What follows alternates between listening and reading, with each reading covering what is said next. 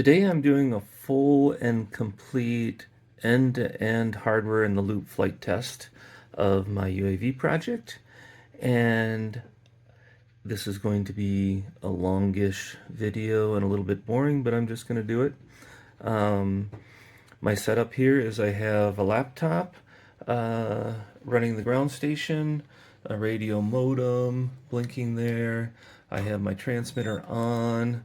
I have a messy desk. Here's the airplane. I don't have the wing on it, but I have the aileron servo connected. Tail. Assistant. Yes, hey Luna. Yes, you are a very good assistant. Yes, you are. Oh, you're gonna come up. All right. Hi there. Yes.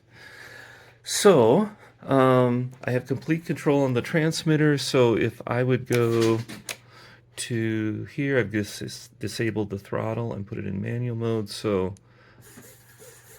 I can, it's really hard to see, but I can do things with the transmitter. What else? I have a base map out the window view. So what I'm going to do, yes, Luna, I'm going to turn on, I'm going to activate the throttle right there. So now I should have throttle, which I do not. That is very interesting.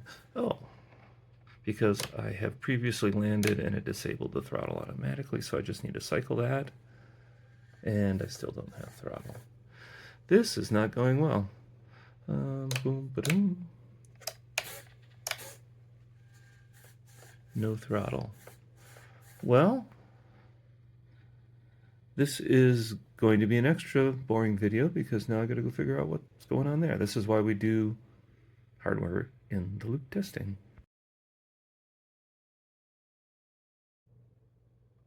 A few moments later, a few minutes later, a few inches later, 12 seconds later, 3 days later, 3 weeks later, many months later, 6.5 hours later, 1 eternity later, 2,000 years later, 3:28 a.m. All right, enough of that.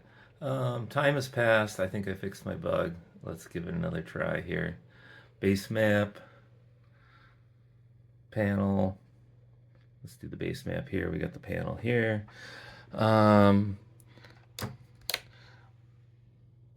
Okay, so enable throttle.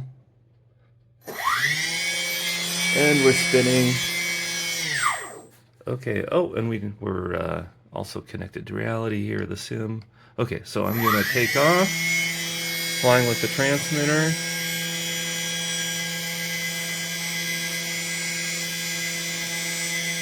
I'm airborne, just flying manually. So now I'm going to flip over to autopilot mode, which is going to intercept that circle at some altitude. We hope.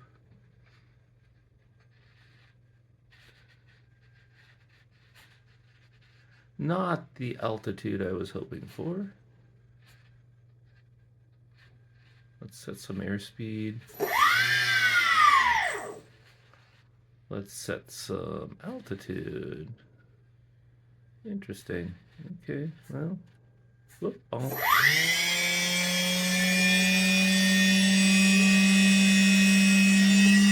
So that's one more thing to look at. Here we're climbing up to altitude.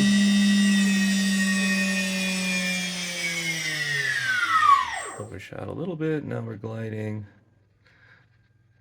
Internally, this is running not the right aircraft flight dynamics. So we're running the controller, the actual controller for this aircraft, but we are simulated in different aircraft. So there's a little bit mismatched there, but it's one-to-one in terms of functionality, just not in terms of tuning. All right, so we're up and flying. Our circle isn't looking super great.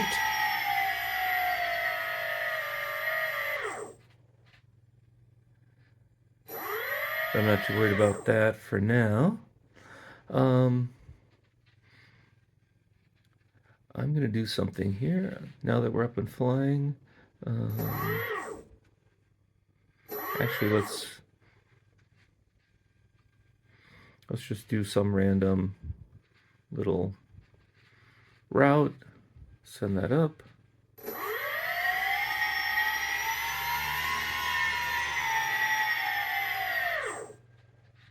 So it's going to go intercept that one point. Let's change the airspeed to something like 30 knots.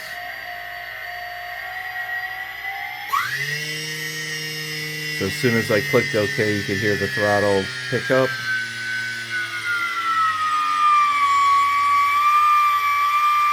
Sorry, this audio is going to be super annoying, but and it is super annoying.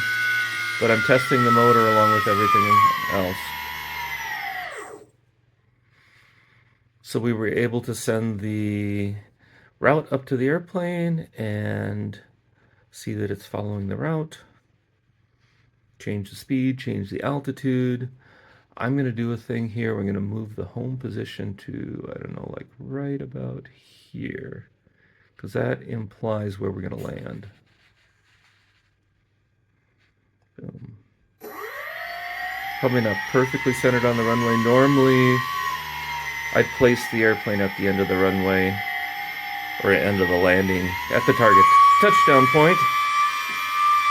Sorry for all the engine noise. But I placed the airplane there at the start just to mark the actual location, and that would be part of the launch procedure. Okay, so we've done some things, we've flown around. I'm going to do land. So the runway heading is 210. This plane model that I'm simulating has like very little drag, so I'm doing a very shallow glide slope. Approach speed, I don't know, 25 knots. Extend final leg 0 because we're so shallow. But if we were doing a steeper approach, we could extend the final leg further out to give the plane a little more time to stabilize. The flare, we're going to pitch to, I don't know, 1 degree. It's fine. I'm going to do a 5-second lead time. And now we're going to submit. And we can see over here, all those landing configuration messages are getting set up to the UAV, and it went into its land mode. So now I'm going to zoom back out here.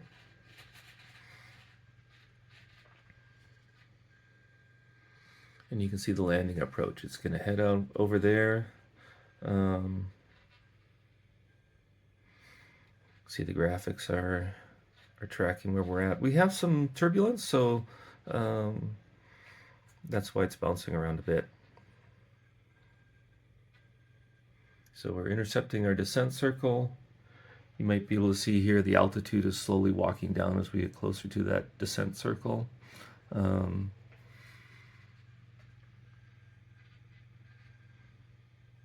We have an EKF warning, but it's just a warning. We're totally fine.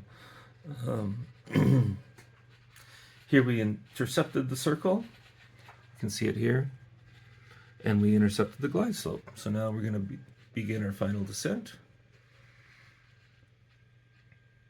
And we do that while we're in the circle, so we can just get on the glide slope sooner and have more time to stabilize out. Now we're turning to the final leg. We're on our center line, we're on our glide slope, and we're just gonna hold it as we go in. And we can see runways out there. We're a little high, we're on speed.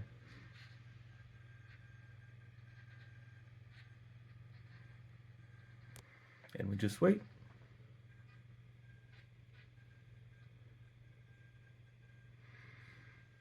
At any point I could grab the transmitter, flip this switch here, and take over manual flight control.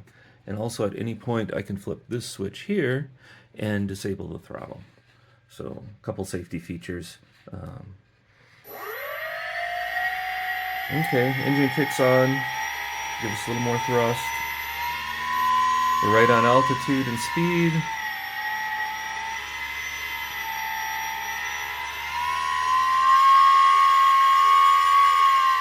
Oh, now we start the flare. It bleeds off power.